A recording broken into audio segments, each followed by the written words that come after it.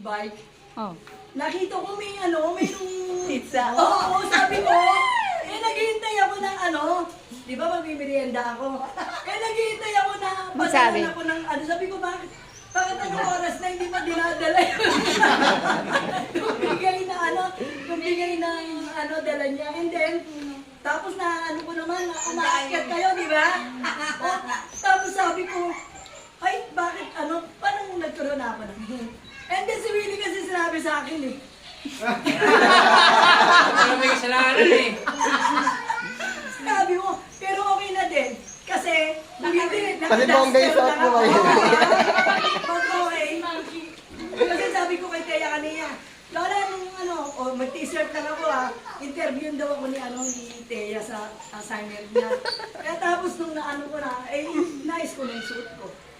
Siyempre, pang reels, di ba? Okay.